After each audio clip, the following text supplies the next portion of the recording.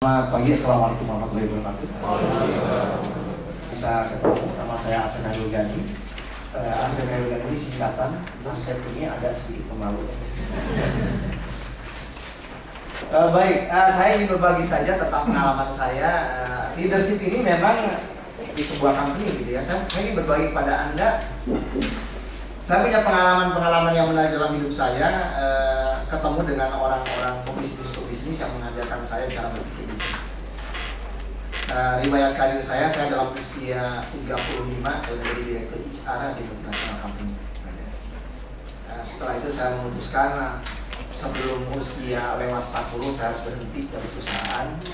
Kemudian saya menikmati hal yang saya sukai. Satu kali ada sebuah perusahaan, nggak usah disebut nama perusahaan yang cukup besar. Terjadi ada perubahan manajemen, kemudian terjadi sebuah konflik gitu di situ. Konfliknya tak berujung, makin lama makin keras. Aku udah digunakan berbagai macam konsultan.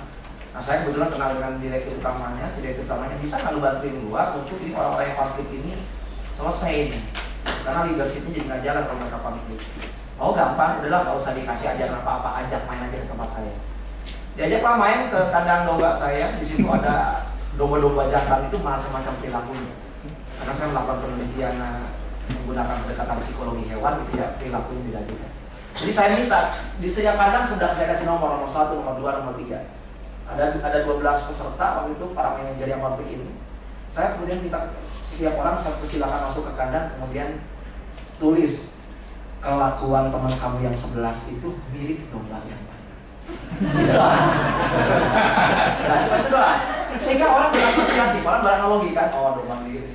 Nah, semua orang nih masuk ke tempat kandang domba, balik lagi cengar-cengir gitu, masuk ke cengar-cengir. Nah, setelah itu manajer yang saya itu adalah paman saya. Setiap domba dikeluarkan. Domba nomor 1 dikeluarkan, dan bagaimana cara menaklukkan domba nomor 1.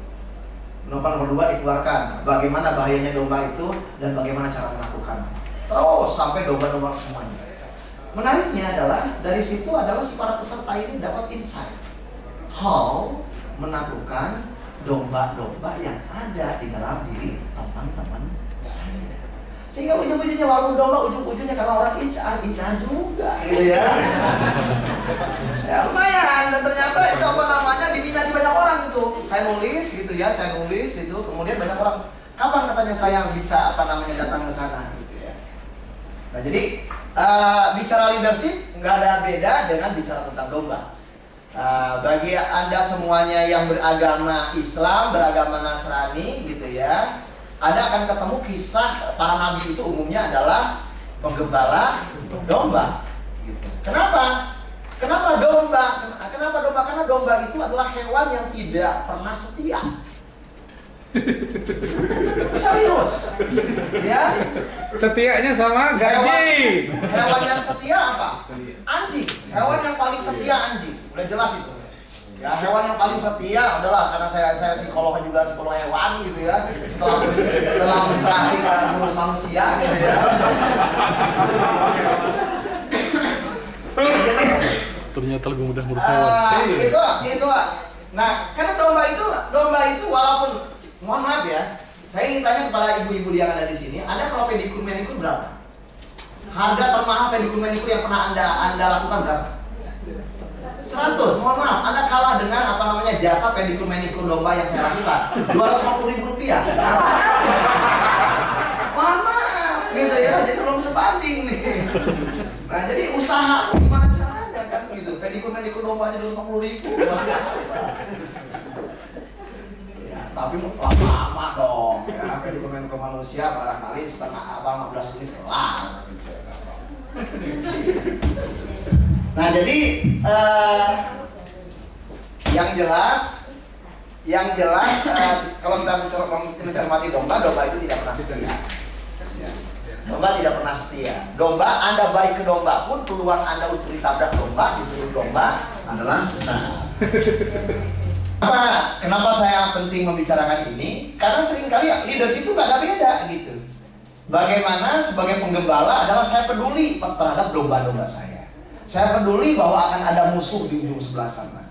tetapi juga saya harus siap juga. Kalau nggak hati-hati, peluang diselundung adalah besar. Ada beda. Jadi urusan Anda nggak mampu menjadi seorang leader yang tepat adalah Anda bisa koma kan gitu. Nah jadi saya nggak mau bicara teori lah tentang leadership. Jadi saya punya pengalaman gini ya. Dulu saya kerja di Pasaraya dengan Abdul Latif, dengan Pak Abdul Latif. Pada waktu itu saya ingat banget, orang-orang HR itu banyak keluar masuk.